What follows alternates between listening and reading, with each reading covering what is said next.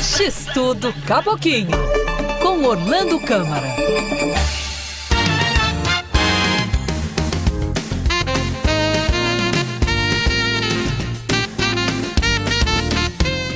Terça-feira é dia da nossa coluna X-Tudo Caboquinho, é dia de Orlando Câmara trazer informação, análise, comentário sobre cultura, sobre comportamento, sobre sociedade, sobre a cidade também. E é dia da perguntinha que nós fazemos aqui todas as terças. Orlando, conta pra gente qual que é o sabor da coluna de hoje? Olá para vocês, o sabor de hoje é de enredo, de história que se conta. Por que isso, Orlando? Primeiro porque na sexta-feira próxima, dia 28 de fevereiro, nós comemoramos o Carnaval no Brasil. Carnaval que vai ser na sexta, sábado, domingo, segunda e terça, terminando na quarta-feira. E aqui em Manaus, na sexta-feira se tem desfile das escolas de samba do Grupo de Acesso no Sambódromo, onde acontece no sábado o desfile das escolas de samba do Grupo Especial. As escolas de samba contam enredos e cantam sambas enredos. Também é de enredo porque no último final de semana, um filme brasileiro chamado Último Azul, ele foi celebrado no Festival de Berlim, ganhando o Urso de Prata, o grande prêmio do júri do festival. O Último Azul é um filme que foi ambientado entre Manaus, Manacapuru e Novairão, e além de ter Rodrigo Santoro no elenco como um dos principais atores, tem também a Danilo e Rosa Malagueta, que são atores da terra, daqui. Construíram carreiras aqui e já construíram carreiras fora, inclusive, graças a Deus. Quanta coisa boa acontecendo pra gente no cinema brasileiro. Aliás, enredo, que no domingo de carnaval, dia 2 de março, nós teremos a edição 2025 do Oscar, onde o filme brasileiro Ainda Estou Aqui concorre a 3 grandes prêmios. Melhor filme em língua estrangeira, melhor atriz e melhor filme. E nós temos chance, sim.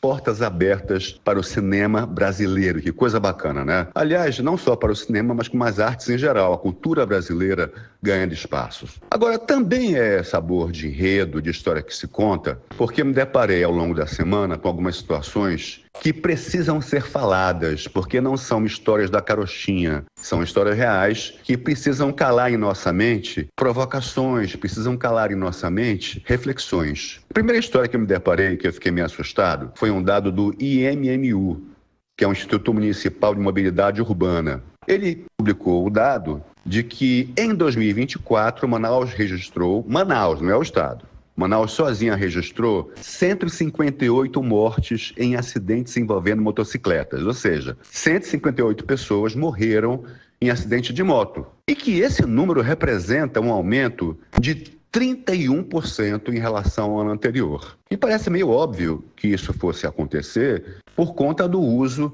dos aplicativos de transporte por moto, que cresceram muito. Eles prometem um preço bastante inferior, inclusive, aos aplicativos de carro. Estão mais disponíveis, porque o serviço do aplicativo de carro ficou difícil, eles cancelam muito, enfim. As pessoas que usam têm bastante queixa, mas eles têm problemas seríssimos de segurança. E eu estranhei muito. A gente acabou de passar por uma eleição municipal que elegeu prefeito e todos os vereadores. E esse assunto específico, que faz toda a diferença na vida da cidade, foi pouquíssimo comentado, pouquíssimo debatido. Mas por que, Orlando, que um assunto que leva a um aumento tão significativo, tão expressivo de mortes de um ano para outro, foi tão pouco assunto no debate da eleição? Qual foi o enredo? O enredo que se diz, que eu acho ficcional, inclusive, é que não se pode mexer com eles porque não dá voto mexer com um motociclista que faz transporte de pessoas. Aliás, eles acham que não dá voto mexer, que na verdade tira voto falar disso, e que tem um monte de coisa que tira voto ou não dá voto. Os candidatos decidem isso e assim permanecem, e assim agem. E nós, eleitores, permitimos isso, infelizmente. Uma situação tão grave quanto essa, porque o aumento de 31% de mortes em relação a um ano anterior, não é em relação a 10 anos atrás, é em relação ao ano anterior. E não sendo por doença, precisa sim ir para o debate. Agora, o que as autoridades que versam sobre o trânsito que é municipalizado, mas que também tem a mão legalista do Estado e da União, o que as autoridades pensam a esse respeito ou o que elas estão fazendo? Porque dizer que vai abrir curso para quem quiser se matricular, não basta. Chega. O trânsito da cidade está cada vez pior.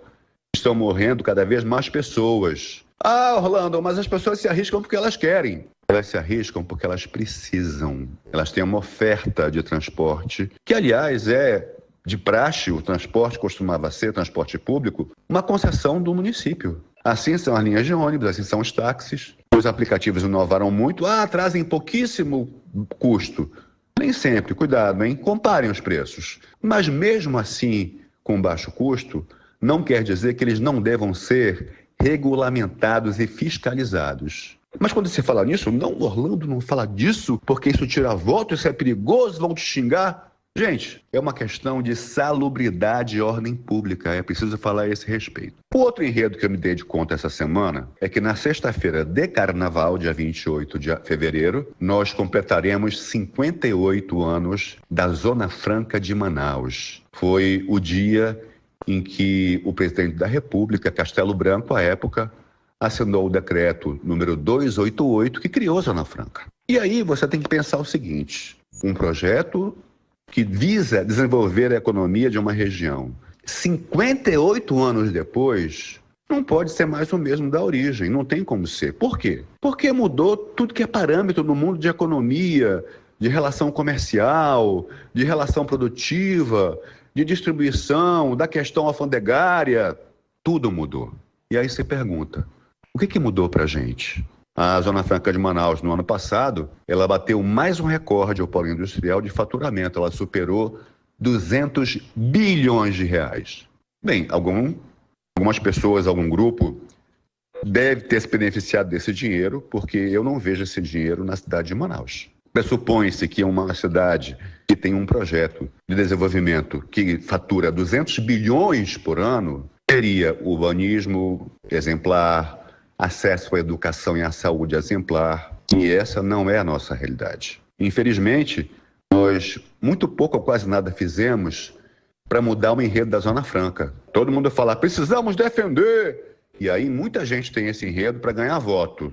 Mas eu não discordo que tenha que ser defendida a Zona Franca, com certeza, até porque hoje nós dependemos dela. Eu vou dizer que ela é até um mal necessário, infelizmente, me parece que esse é o termo. Mas eu pergunto o seguinte, no que ela é sustentável para nós? Em nada. Nós vivemos brigando para manter privilégios que não são sustentáveis. Qualquer acidente que amanhã ocorra com a legislação brasileira, as indústrias fecham as portas dos seus galpões alugados e vão embora. E vão fazer os 200 bilhões em outro lugar, e não aqui. Também se sabe que indústria deixou de ter há muito tempo o benefício social do trabalho e da renda. Ela tem um benefício social para o cofre público, mas não para as pessoas. Então está na hora de pegar esse enredo também e começar a debater para que ele seja um enredo com final feliz para as pessoas que aqui vivem e moram. Eu queria ver muito, por exemplo, um polo de Zona Franca para o turismo, ou um polo de Zona Franca para fábricas que tenham ligação de seus produtos e serviços com preservação ambiental, como, por exemplo, placas voltaicas. Por que a gente não tem aqui um polo exemplar de placas voltaicas incentivadas para ficar no Amazonas e produzir e democratizar energia limpa? Olha, tem muito enredo aí que não vai tirar 10 no desfile, mas eu espero que no domingo a gente celebre pelo menos 2 Oscars. Para vocês, ótima semana, que venha um carnaval em paz, sem confusão. Por favor, se beber, não dirija, se dirigir, não beba. Para vocês, ótima semana de carnaval.